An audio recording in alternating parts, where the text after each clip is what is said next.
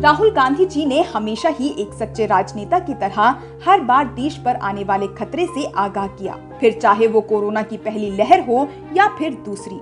राहुल गांधी जी ने हमेशा देश की जनता के बारे में सोचा। समय समय पर मोदी सरकार को महत्वपूर्ण सुझाव दिए जो सरकार ने पहले नकारे लेकिन बाद में सुझाव माने। कोविड-19 टीकाकरण अभियान उन लोगों के लिए है जिन्हें इसकी जरूरत है, न कि उन लोगों के लिए जो इसे चाहते हैं। केंद्र सरकार के इस रुख पर राहुल गांधी जी ने ट्वीट कर लिखा, प्रत्येक भारतीय सुरक्षित जीवन का मौका पाने का हकदार है। हर भारतीय को सुरक्षित जीवन का मौका मिलना चाहिए और राहुल गांधी जी की इस बात को केंद्र सरकार ने माना और आज देश के हर एक नागरिक के पास टीकाकरण का अधिकार है। राहुल गांधी जी ने 11 अप्रैल को ट्वीट कर सीबीएसई परीक्षा आयोजित करने के फैसले पर पुनः विचार करने की सलाह दी। राहुल जी ने कहा, कोरोना की दूसरी विनाशकारी लहर के मद्देनजर सीबीएसई की परीक्षा कराने पर पुनर्विचार किया जाना चाहिए। कोई भी फैसला लेने से पहले सभी पक्षकारों से सलाह मशवरा किया जाना चाहिए। राहुल जी द्वारा दी गई इस सलाह को भी पहले तो सरकार ने नकारा लेकिन बाद में मान लिया।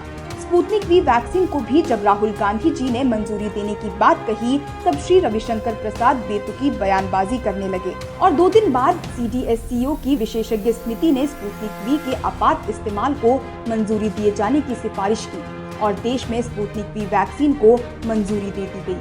कोरोना के कहर को देखते हुए राहुल गांधी जी ने 18 अप्रैल को ट्वीट कर कहा, कोविड की स्थिति को देखते हुए मैं पश्चिम बंगाल में अपनी सभी सार्वजनिक रैलियों को स्थगित कर रहा हूं। मैं सभी राजनीतिक नेताओं को सलाह दूंगा कि मौजूदा परिस्थितियों में बड़ी सार्वजनिक रैलियों के आयोजन के परिणाम पर गहराई से विचार करें। भाजपा नेताओं ने राहुल जी की बात तो मानी लेकिन तब तक काफी देर हो चुकी थी और भाजपा कई लोगों की जान को जोखिम में डाल चुकी थी।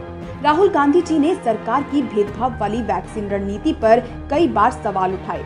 18 से 45 आयु वर्ग के लोगों के लिए फ्री वैक्सीन की मांग की, जिसे प्रधानमंत्री ने खुद स्वीकारा और प्रत्येक देशवासी को फ्री वैक्सीनेशन की मंजूरी दे दी।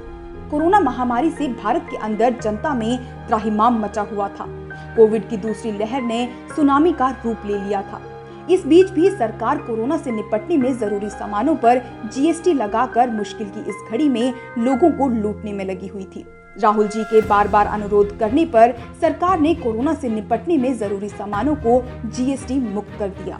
राहुल गांधी जी ने देश की जमीनी हकीकत को देखते हुए कहा, कोरोना वैक्सीन के लिए सिर्फ ऑनलाइन रजिस्ट्रेशन काफी नहीं, वैक्सीन सेंटर पर वॉक इन करने वाले हर व्यक्ति को टीका मिलना चाहिए। जीवन का अधिकार उनका भी है जिनके पास इंटरनेट नहीं है।